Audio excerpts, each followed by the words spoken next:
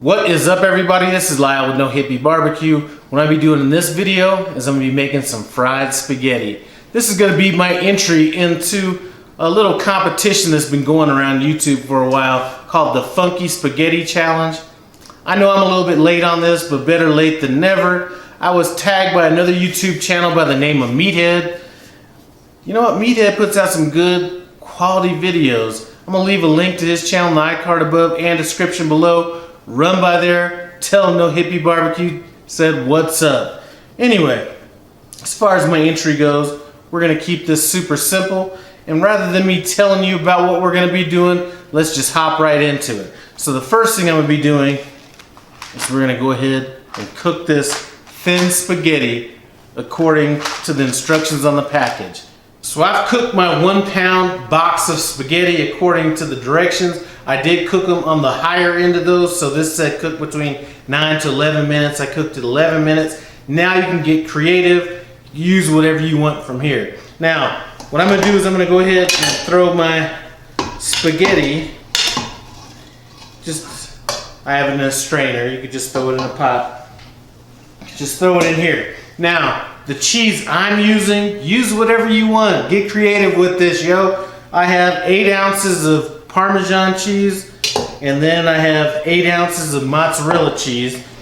And we're just gonna go ahead and kind of mix this in.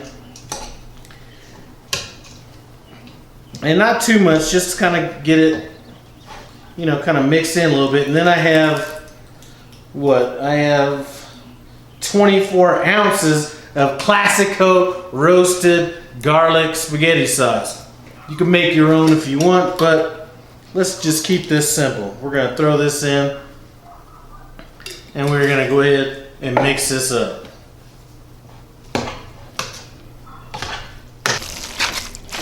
So here's what we're looking like all mixed up. As you can see, it's not a whole lot of sauce in this, and the reason is we're gonna be serving this with a little side of sauce, so no reason to have it really sauced up. We're gonna go ahead and add it to our casserole dish. And once we're done adding all this, or some of it, as much as we want to add to it, we're gonna go ahead and let this sit overnight. I'll probably get to this in about 24 hours, then we'll kind of finish it up. Alright guys, so this spaghetti is sat in the refrigerator overnight for 24 hours and got a little firmed up. Before I go on, I'd like to thank Daryl at Bad Beast BBQ for sending me out this No Hippie Barbecue and Cooking shirt. Listen, I know I was looking tore up from the floor up from the first scene, so I'm glad he sent this out. Anyway, Daryl at Bad Beast BBQ has his own YouTube channel. I'm gonna leave a link to that channel in the iCard above, description below. Run by there for some good barbecue. Anyway, now that this is sat overnight, what we're gonna do is cut it into like whatever size you want. I'm kind of thinking I might go with something along the lines of maybe about a little bit bigger than like a mozzarella stick, something like that. So let's go ahead and get cutting.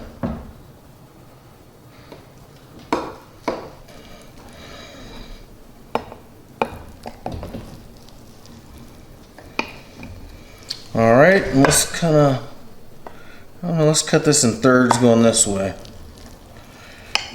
And I am going to clean up, see how this isn't completely flat, I am going to kind of clean that up a little bit down the road. Alright, I'm going to pull them out of here and set them aside on a pan. So that spaghetti was not as firm as I wanted it to be once I got done cutting it into those sections. So I went ahead, threw it on a sheet pan, and threw it in the freezer. It's going to have a chance to sit in there for about 35-45 minutes. Anyway, in the meantime, I'm going to go ahead and get this breading station set up. As far as the coating we're going to use on it, I have some Italian style Panko breadcrumbs. That's what I have in this bowl. Just going to set that back here for now. And we're going to go ahead and throw it in an egg wash before it goes in those breadcrumbs. So we're just going to go ahead and I'm going to go with about 3 eggs. And I'm going to boil those last 2 up and just eat those. A little bit of milk.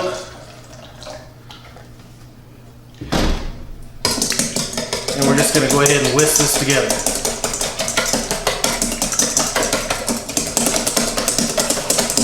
Now that spaghetti has about another 10 minutes to go in that freezer. When those 10 minutes are up, we'll get them out here, get them breaded up, and get them in this oil.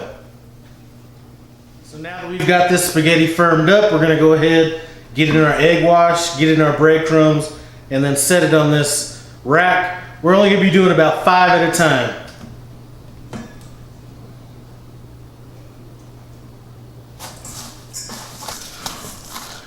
Now one thing I'm noticing is that these are kind of getting pretty warm after I dip them in the egg. So you know what I'm gonna do? Once we're done breading these up, I'm gonna throw them back in the freezer for about another 10-15 minutes just to get them a little bit more solidified again, and then we're gonna go ahead and drop them in the oil. I just pulled these out of the freezer after being in there for about 10 minutes. Let's go ahead and drop them in. Oil's at 350 degrees, and I'm going kind of shallow, so I probably will be turning these throughout the cook. So these have been cooking for about 2 minutes. I'm gonna go ahead and turn them over. It looks like they're doing very well. So these are looking good to me. Almost look exactly like mozzarella sticks, just bigger. I'm gonna go ahead and set them aside on a broiler pan, which is gonna allow that grease to drain off and let the oil reheat, and then do another batch after that. These are done. These actually look a lot better than I thought that they were gonna come out, so I am extremely pleased with this. I'm gonna go ahead and plate this stuff up, get into a taste test, and see if it was worth all this work. All right, so this looks so good that even my wife came out of seclusion to get in on this taste test. So I'm gonna go ahead and just gonna put a little bit of this sauce on the side. I'm gonna taste it, then I'm gonna let them two knock it out and let them tell you what their thoughts are. You might want to use that fork. Okay.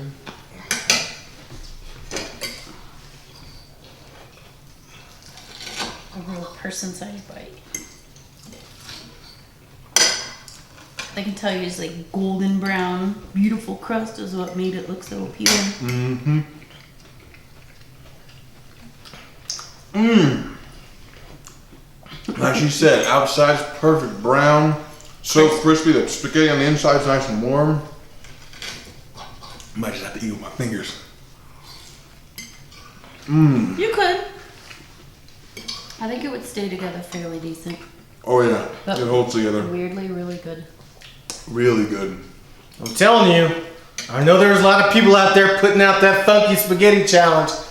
I know it wasn't necessarily competition, but if it was, I think that bad boy might be in contention right there. Anyway, I'd like to thank you guys for stopping by No Hippie BBQ. Thank my wife for getting in on this taste test, and Jerome Hedis for getting in on this taste test as well. Thanks for stopping by No Hippie BBQ. I appreciate it. Comment, subscribe. I'm out.